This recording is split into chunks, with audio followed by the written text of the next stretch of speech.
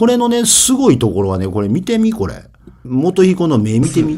文書問題に関する対応につきましては、この原稿役人に書かせてんねん。これ、第三者委員会も百条委員会も、この間の選挙も全部何もかもなかったことになってんねんけど、これ。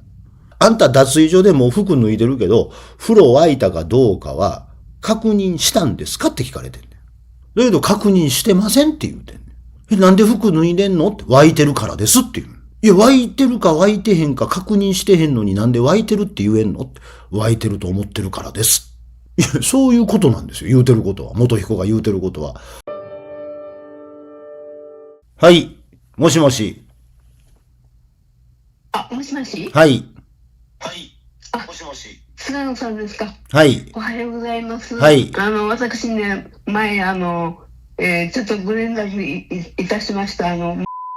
と申しますけど。いや、はい。で、なんで配信中に電話かけてきてはるんですか？すみません。ちょっと休養ができてね。配信中に電話かけてきて。ごめんなさい。ちょっと休養ができて、うん。どうしても聞きたいことがあったんです。なんでどうしても聞きたいことに僕は答えなきゃいけないんです？表現に関する。なんでどうしても聞きたいことに僕は答えなきゃいけないんです？他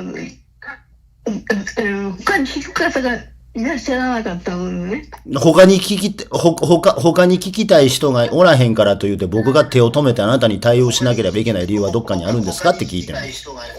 ございません。ないのになんで電話かけてきたんです？迷惑を承知でかけてきました。なんで迷惑を承知でそんなことするんですか？第三者委員会のことでちょっとお聞きしたかったんです。表現のね。で、あなたがお聞きすることによって誰が利益を得るんですか？県民。誰が利益を得るんですか？県議会。そしたら県議会に言うてきてください。深野さんも利益はあるかもわかりませんけど。だから書いた字でください。字書いてください。書いた字でください。字書いてください。どこにですか？どこにでメールでも何でもいいから字書いてくださいよ。そのチャットでもいいですか？チャットでもよくないですね。チャットは流れるんで。メールはいや、だからね、あなたになぜ僕が時間を割く必要があるんですかと言ってるんです。いや、だからね、あなたになぜ僕が時間を割く必要があるんですかと言ってるんです。そうですね。それはありません。もう大変迷惑かけてると思います。ほんやったら迷惑するのかけるのやめてください。わかりました。じゃあ、メッセージでもいいですか？電話。普通ね、社会人はね、何か伝えたいときは字にするんですよ。普通ね、社会人はね、何か伝えたいときは字にするんですよ。はい。その方法がね、ちょっと見当たらなかったで、それはあなたの都合でしょ。僕の都合じゃないですよね。はい、そうです。それはあなたの都合でしょ。僕の都合じゃないですよ。そうです、そうです。そうですって答えてんのもあなたはそれは YouTube か何かに対して答えてるんであって僕の電話に答えてないんですよ。そうですって答えてんのもあなたはそれは YouTube あなたが YouTube を切らずに電話をかけてきてるから。YouTube を切らずに電話をかけてきてるから。音が二重に聞こえてきてて僕の声が遅れて聞こえてきてんの YouTube から。電話かけてきてんだったら電話だけにしなはれ。どんだけ失礼やねん。わかりました。YouTube 消します。あんたが電話切るのが先や。わかりました。すいません。い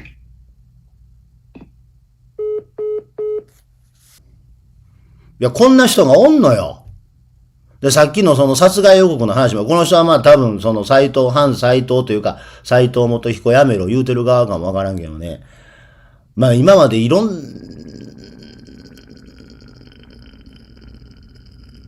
な取材してきたけど、こんなに行さんの気違いが両サイドにおる現場は兵庫だけです。どんだけ田舎やねん。いやもうこういうことなんですよ。おぼこさなんです。今日のその配信のタイトルを斉藤さんが極左反体制分子ってと呼ぶしかない言うてんの。歩道橋行ったらわかりますよ。斉藤やめろって言うてる人ら日の丸持ってないです。で、持ってないのは別に左翼だからとかそういうことじゃなくて、必要ないよね。関係ないもんね。その文脈として関係ないやん。関係ないでしょ。農協の北海道、十勝、富良野を行くラベンダー鑑賞ツアーに日の丸必要ないのと必要ないですよ。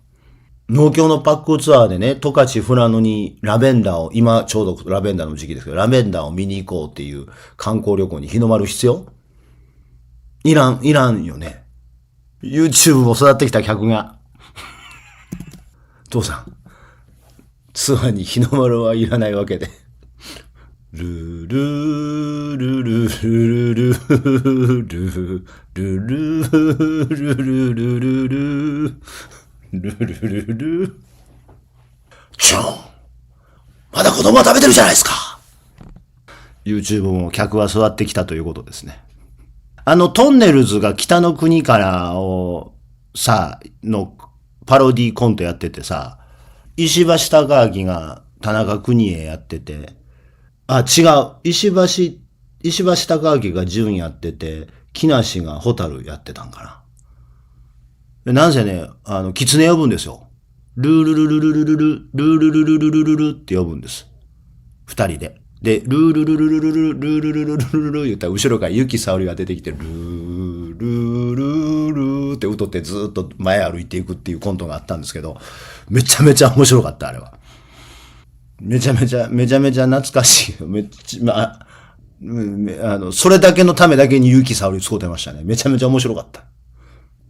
超ゆっくり出てきて、すっごいドレス着て出てきて、愛し合うっていう前に、ザンって、こう、言う寸前でザンってこう、シーン変わるんですよ。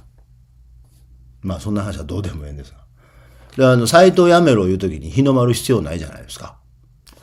で、せやけども、それに反対するというか、斎藤さんを応援してる人は、斎藤頑張れ言うてる人は日の丸持ってはるんですよ。でね、日の丸持ってるから欲しいかなと思うんやけど、なんかね、なんかおかしいんちゃうんかなと思うんですけど、日の丸持って斎藤頑張れ言うてはる人らはね、まあ昨日の話と一緒ですけど、僕たちが正しい根拠は多数決ですって言うてるんです。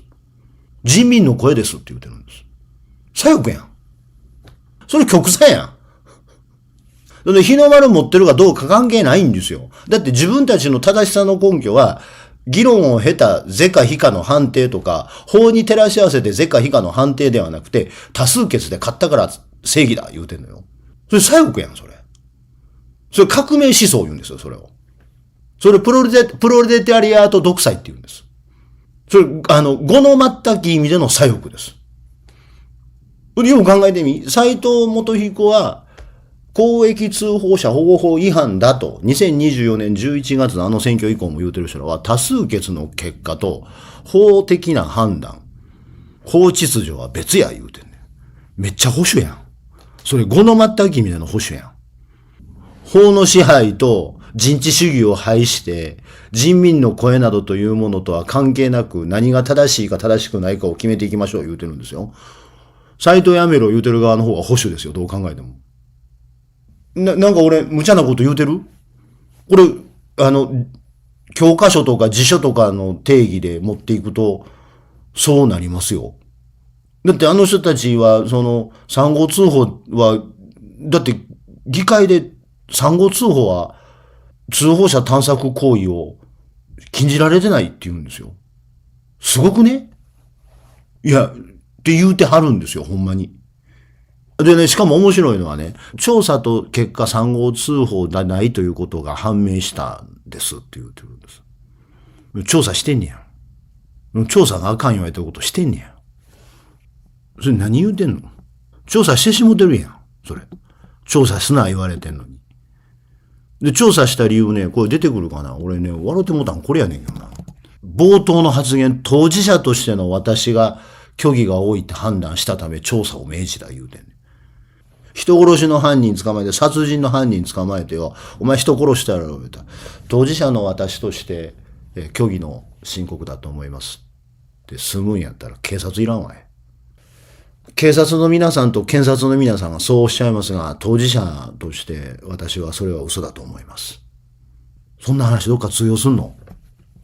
文書問題に関する対応につきましては、私自身が文書に書かれた当事者として、事実と異なる記載があること、また個人名や企業名も多数含まれており、放置しておくと考えております。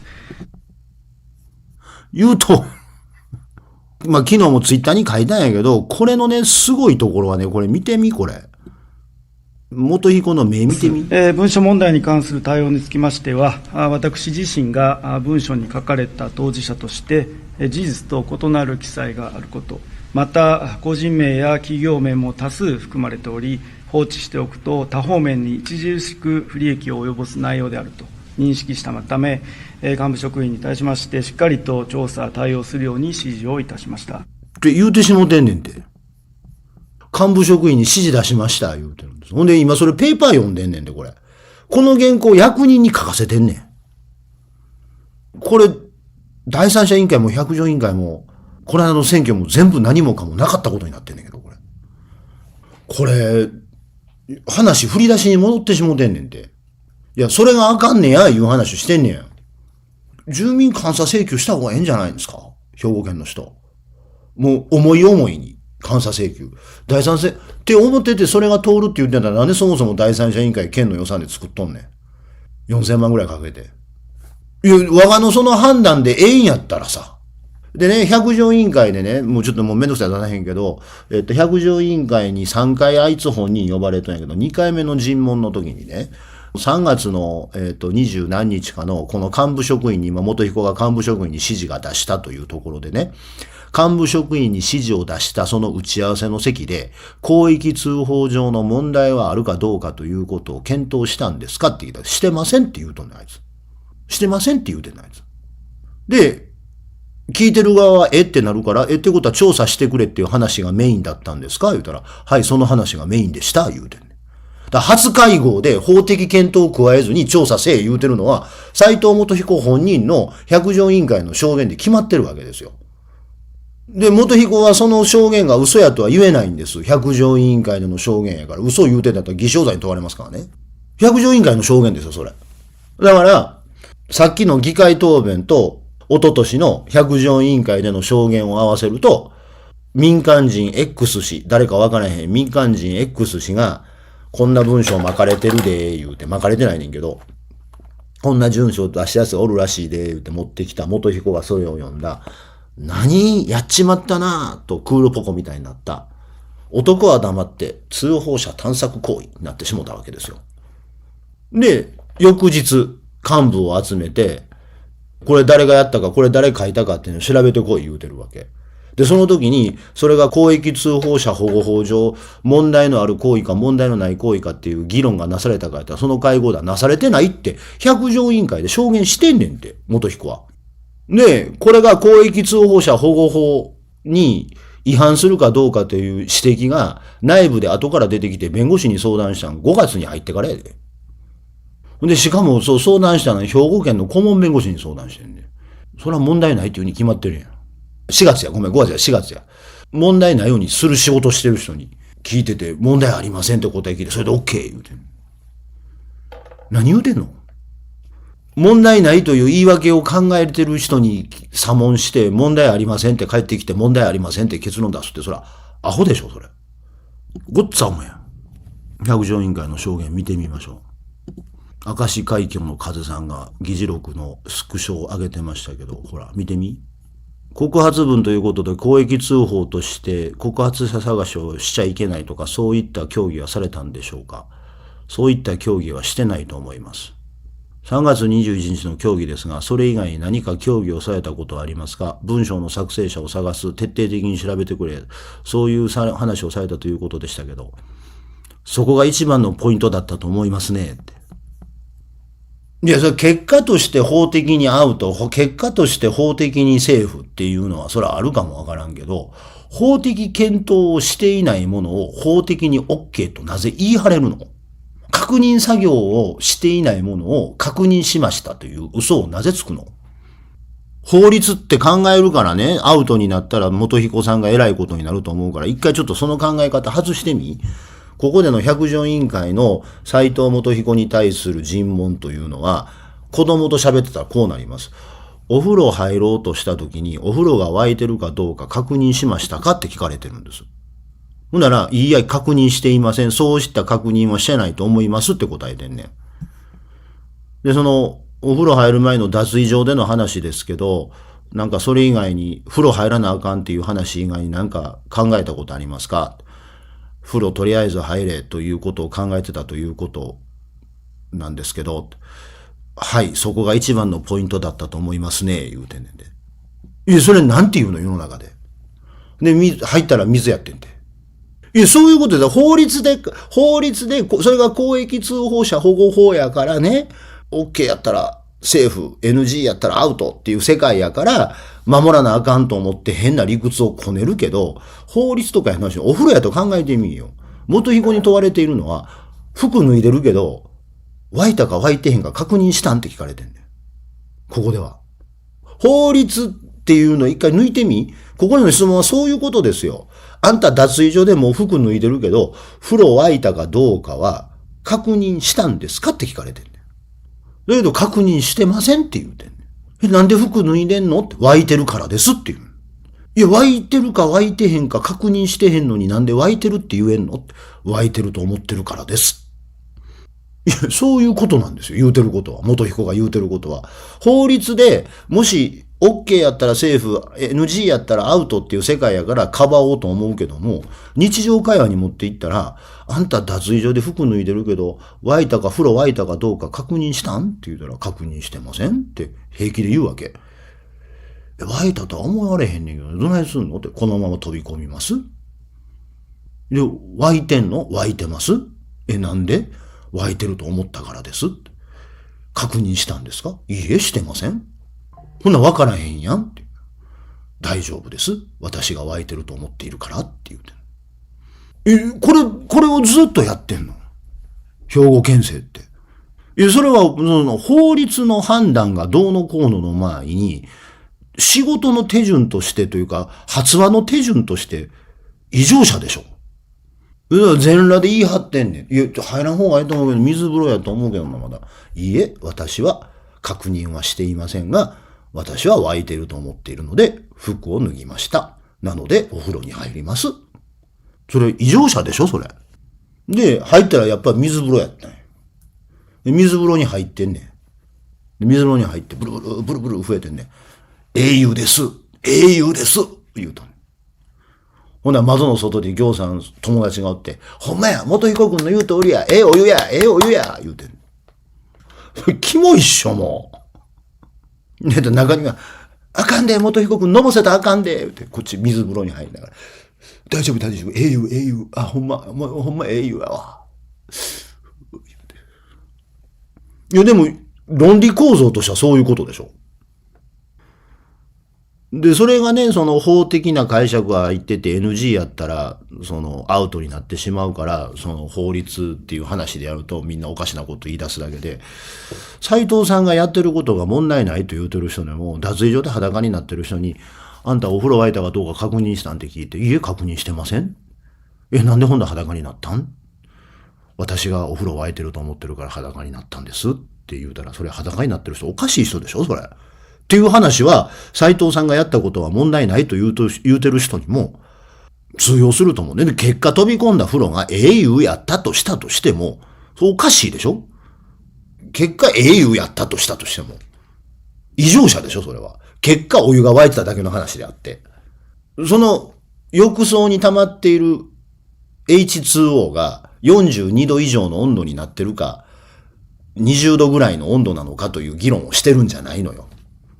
42度の適温であろうが、20度の冷たい風呂であろうが、服脱ぐ前に沸いたかどうか確認するのは当たり前やろう言うてんねん。確認せんと入った風呂が冷たかったです、あったかかったですって議論はしてへんの。確認したんかって聞いてんねん。で、確認してへん言うてんねん。ほんなら服脱ぐなって話やん。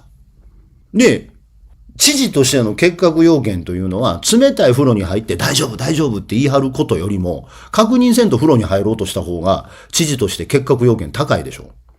おかしいでしょ、仕事する人間として。入った風呂が42度の適温の風呂やったとしたとしてもよ。事前に確認してないということは手打ちでしょ、それは。で、その確認しなかった行為というのが咎められるのは、入った風呂が結果水風呂やったとか熱湯風呂やった時に初めて責められるんではなくて、適温の風呂入る時も水風呂入る時も熱湯の風呂入る時もまず確認せよって話やん。まずはそこやん。で、知事に求められてるというか、知事に求められてるというよりも、知事という言葉は使うの行政に求められてることっていうのは、入ってもった結果適温やったから問題ないやないけっていう話はなしに、入る前に適温かどうか確認することちゃうん。で、これもっとお母ちゃんの話になって、お母ちゃんがオムライス作ったるわ、言うて冷蔵庫開けてね、冷蔵庫オムライス作ったるわ、オムライスの用意しときって、皿とスプーン出しとき、言われて、はいって待ってたらやで、パッて開けたら卵だから、あかんわ、チャーハンになったわ、ってなったとせいさ。チャーハン出てきた。出てきたチャーハン美味しい。それで OK が行政ではないからね。それは行政じゃないでしょ？行政に求めてんねん、お前。それ家やでお母ちゃんやから OK やけど、行政に求められてんのは、オムライス作ります言う前に、まず冷蔵庫見て卵入ってるかどうか確認するとこからでしょ、お前。で、そこで初めてオムライス作りますって言うんですよ。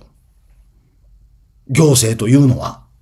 家でお母ちゃんが、あんたらにオムライス作ったるさかいに、机の上に、お皿とスプーン出しときなはれ、言われて、はい、言うて出してて待ってて、タムスごめん。卵なかったさかい、チャーハンになったら焼き飯でええかって、もうええよ別に焼き飯でって、それで焼き飯食うけど、それは行政はやったらあかんことですよ。行政に求められてんのは、オムライス作るでって言う前に、冷蔵庫開けて、卵あるかどうか見ることですよ。だから結果出てきた焼き飯がうまいとか、結果出てきたオムライスが美味しいとかって話なしに、その前に確認してへんのおかしいやんって言うてんねんて。で、それは出てきたオムライスの美味しさとか、出てきたチャーハンの美味しさとか、よりもね、確認して時間かかってあんまり美味しないオムライスを作るやつの方が、確認せんと作り始めて結果めちゃめちゃ美味しいチャーハン作るやつよりも、偉いと言われるのが行政ですよ。で、またそうあらないと社会なんて安定しないですよ。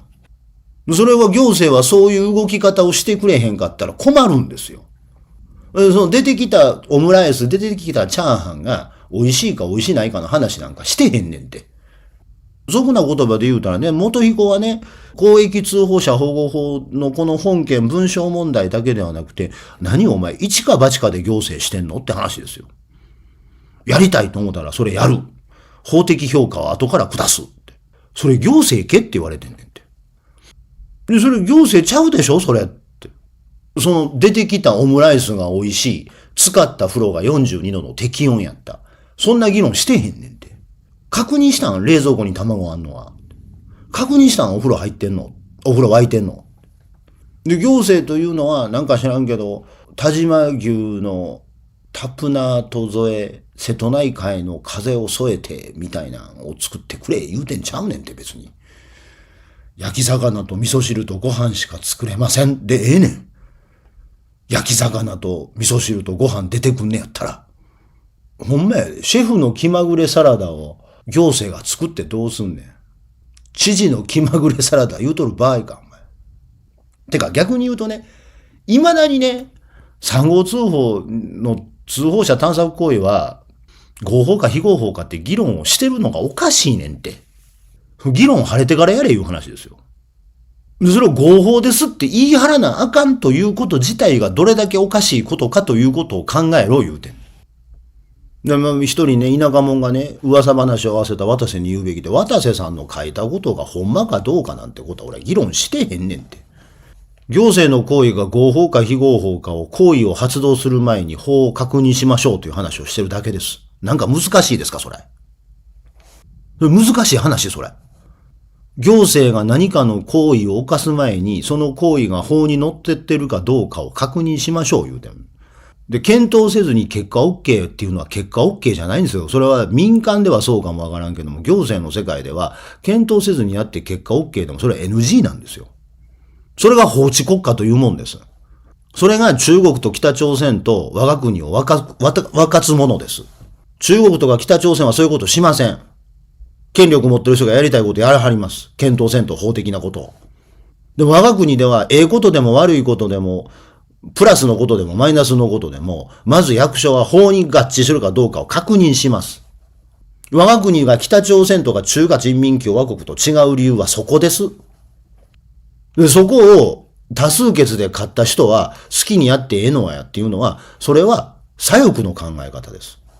人民の代表だから好き勝手していいんだという考え方は、それは左翼の皆さんの考え方です。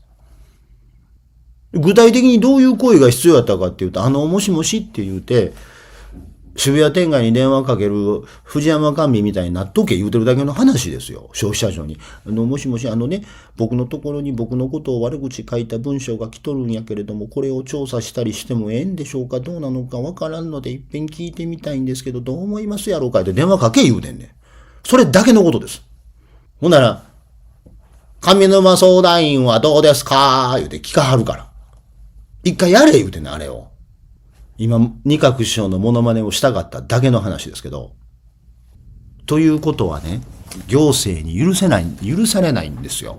考えてみ、斎藤、考えてみ、それ許される？今俺やから許されるんよ。今いきなりここで二角師匠のモノマネをするのは。こういう場合、弁護士の先生はどうしはりますか？いうのは、俺が今やりたいからやっただけの話ですよ。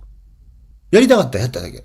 せやけど、これをもしやで、元彦がやったら偉いことになんねんて。